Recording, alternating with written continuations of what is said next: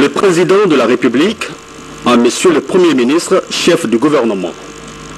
Monsieur le ministre d'État, ministre de la Justice. Monsieur le ministre d'État, ministre secrétaire général de la Présidence de la République. Monsieur le Premier ministre, Messieurs les ministres d'État, suite aux contradictions nées de la publication du chronogramme des élections et au blocage du dialogue politique, j'ai reçu le vendredi 8 mai 2015 la représentante de la majorité et le mercredi 20 mai 2015 le chef de file de l'opposition. J'ai écouté et pris en compte les arguments et opinions des deux personnalités. Je vous adresse la présente pour vous instruire d'appeler autour du gouvernement les deux groupes politiques afin que des solutions acceptables et conformes à la loi soient trouvées, et cela dans le souci de favoriser l'organisation des élections présidentielles et communales transparentes et équitables. De mon entretien avec les deux parties, après consultation d'autres entités intéressées par l'organisation des élections, je souhaite qu'un dialogue soit organisé dans les meilleurs délais. Ce dialogue pourrait porter, entre autres, sur les préoccupations suivantes.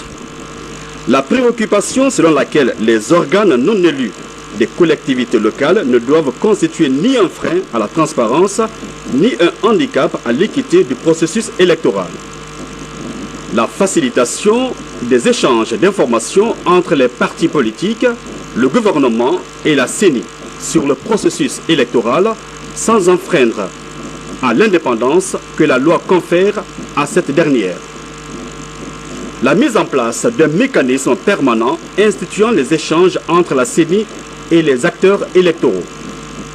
Monsieur le Premier ministre, chef du gouvernement, je demande que cette mission de dialogue soit confiée à messieurs les ministres d'État, ministre de la Justice et ministre secrétaire général de la Présidence qui pourront s'entourer d'autres membres du gouvernement concernés par les dossiers en discussion.